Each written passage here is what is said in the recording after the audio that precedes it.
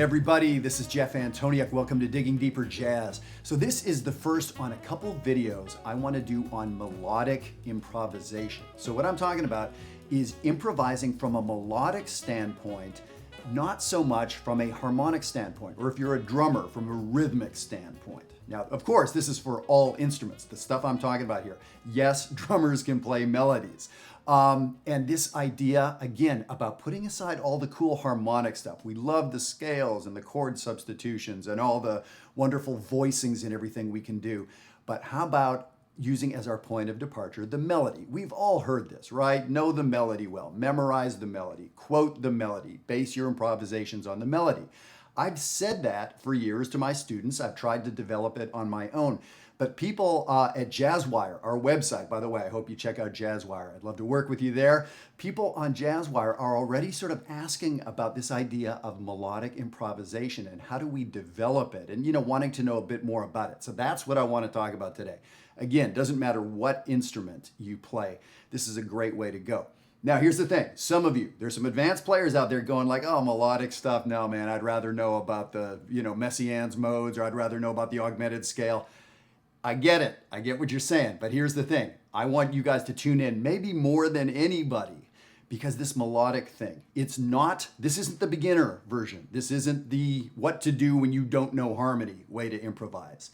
Your heroes, I don't care who you want to name, the most harmonically sophisticated person, Joe Henderson, played amazing melodic material that he then alternated with some great harmonic, complicated stuff. Or Pat Metheny or John Coltrane. I don't care who you want to name. Those folks have some melodic improvising going on. So let's jump into this a little bit. What I want to do is play you the tune that we're going to base this all on today.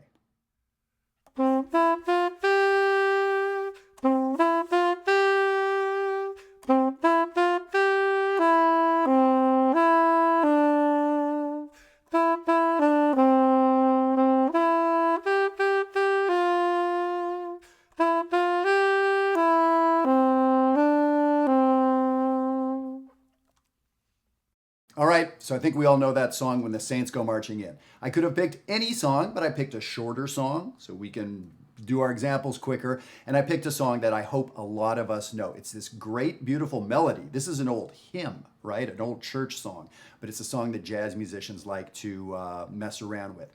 So what I've done is really thought about what it means to embellish the melody, to improvise melodically, to use the melody as our point of departure. So we've come up with 5 rules that I think are going to get you started really, really well with this, applied to this simple tune. Of course, you can apply this to whatever complicated tune you want. Put this on giant steps or moment's notice or whatever the song is. So let's go through these. The first thing I'm talking about is adding syncopations. This song is not a jazz tune. When the Saints Go Marching In is a song played by jazz musicians, but this is a church tune. This is a hymn. It's not a jazz song. We make it into a jazz song. So that right there is a good way to think about this. So we need to add some syncopations. We need to add some jazz to it. So what I'm suggesting is we want to add syncopations. Syncopations are offbeats. Here's the thing. We don't add them just anywhere. What I'm going to suggest we do is add the syncopations before a long note. That's actually a good way to do it. So if you have a note that's on beat 1, I'm suggesting we play that note early. We syncopate it. So instead of playing on beat 1, I want you to play that note on the end of 4 of the previous measure. So you can see that. If I play, I wrote the first 8 measures of When the Saints Go Marching In.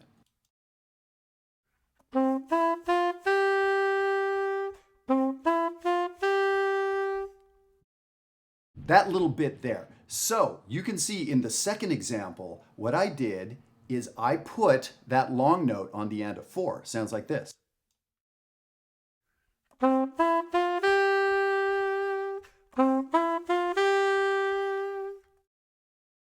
So yes, I'm still playing the melody. It's not an improvisation yet, but we're changing it a little bit. We're making it into jazz. We're altering it. And you can imagine if we alter enough things, this becomes an improvisation. We're not there yet.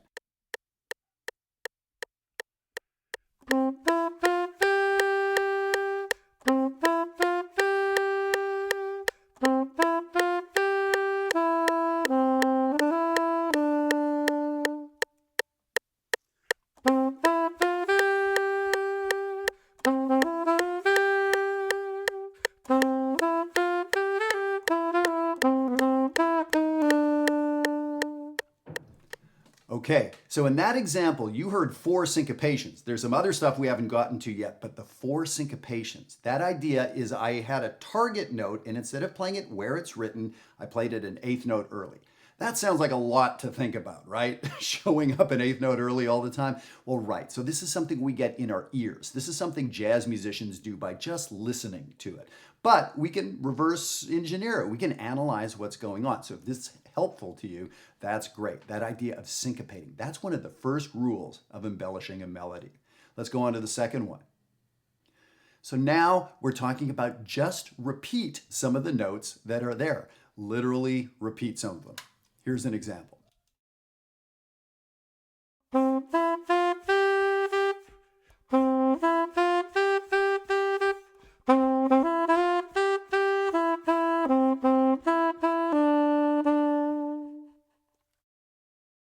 Okay, so most of those notes I repeated a little bit. And that sounds natural. That sounds like some old traditional jazz we've heard. That sounds like John Coltrane playing a ballad, if you want to jump ahead 50, 60 years, right? So that idea of repeating a note, getting used to that, but don't get yourself lost in the rhythm. That's important. But just repeating a note confidently, do it. Just practice it. And you'll get used to what sounded good, what sounded kind of dopey, what sounded better, what sounded worse. This is trial and error. Then, of course, you go back and listen to your heroes and you notice how do they do it. Let's go on to the third item up here. So now we're talking about adding upper neighbor tones. So whatever note you have written, you literally play a note above it. And I said play a diatonic note above. Diatonic just means in the scale that we're in, the chord that we're on, or even just the general key of the song. So this is a simpler harmonic song. It doesn't go to a lot of different harmonic places, like a more modern jazz tune perhaps. So we're in the key of C in this example. So if I'm playing a G, what's the next note above a G? The answer is da-da-da-da, A, right? Not A flat because, or G sharp, because those are not in the key of C. I'm just going to go up the next note in the scale. So let me play the second example again, just exactly the way I wrote it out, and you'll see some upper neighbors.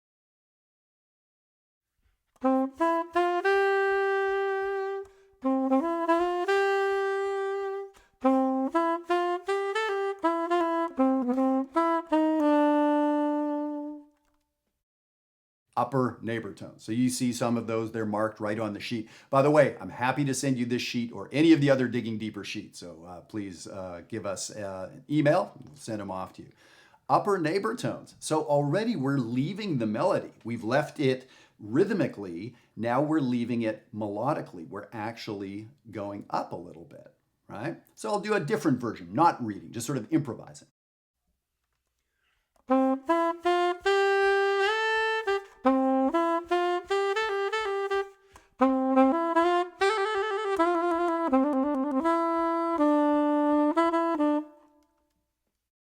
Okay, and by the way, I've never played this song in this key before. I usually play it in a different key, but I wanted to put it in C to make it simple. So like the key of C is messing me up a little bit.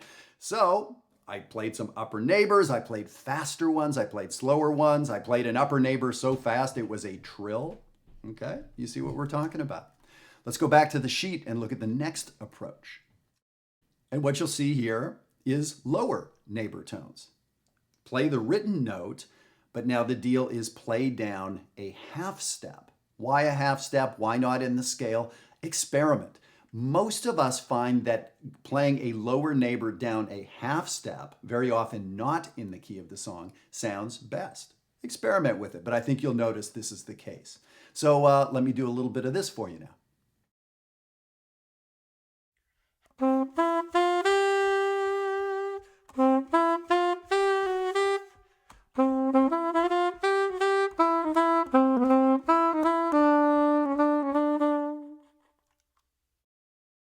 Lower neighbor tones. Okay, here's the thing. Let's put a pause button on here right now. We've gone through what, 4 different items so far, 3 or 4 items. This stuff takes practice. I know you understand repeating a note. I know you understand play a note above, but each of these things takes weeks, hours, hundreds of hours to internalize, okay? So this is simple for me to blast through in 10 minutes. It's simple for you to understand. but it's a whole nother thing to be able to sort of do it on a given song. Now, if you made me do this on yet a different tune, make me do this on Billy's Bounce by Charlie Parker, wow, I would have to work for a long time to do this stuff. And so that's what I'm suggesting. Because this is easy to understand, doesn't mean it's simple to do. So I really want you to do some of this work. And I mentioned Jazzwire before. That's a place where we're going to be doing this work together. So I hope I'll see you there. Let's go on to the next one. And here we see passing tones. And passing tones are literally that. When you have a jump in the melody, we can add a note in between, a note that passes from this note that's written to the next note that's written.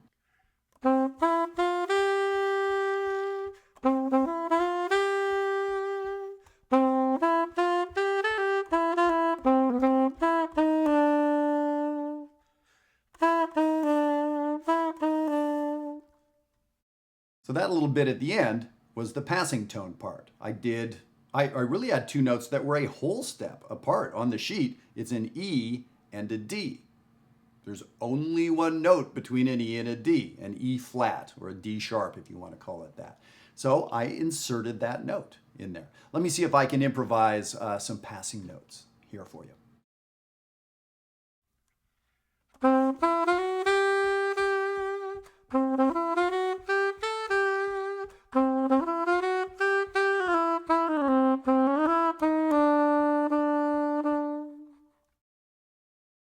So this song really stays quite in a small range and quite scale-like. So there's only a handful of opportunities to add passing notes. But in the fifth and sixth measure,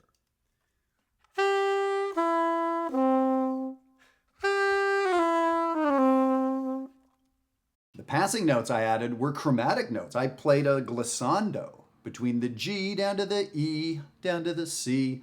I played a quick chromatic scale, a glissando. I could have done something like this.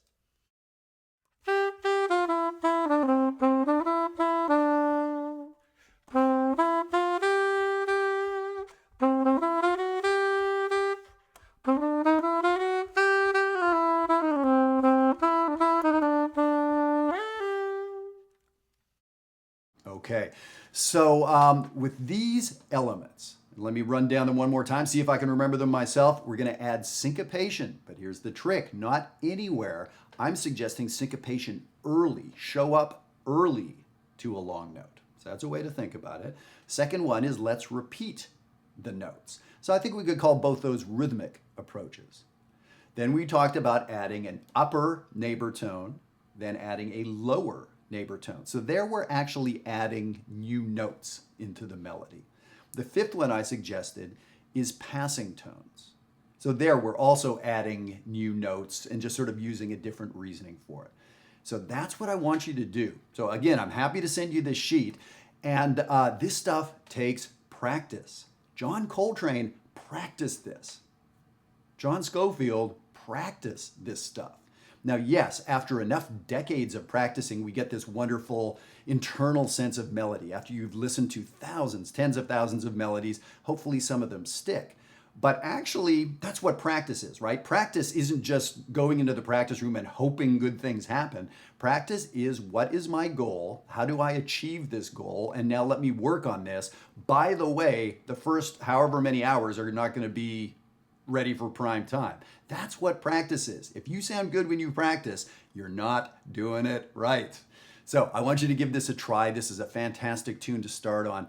The next video, we're going to sort of expand this idea. So I hope you come back for that next Digging Deeper video. And as I was saying, folks at Jazzwire are already talking about this stuff. So in that community, we're going to be discussing this. We're going to be applying this to different songs. There's going to be issues that come up, or like, what happens in this instance? I can't play diatonically. What should I do here? It's going to be great stuff to talk about. So thank you so much for tuning in here. Drummers, I want you doing this stuff too. I want you to learn about how to play melodies on the drums. And I'm not talking about C's and C sharps, but playing melodic passages on the drums. Your heroes do it. That's the challenge to you. Thanks so much, guys. Take care.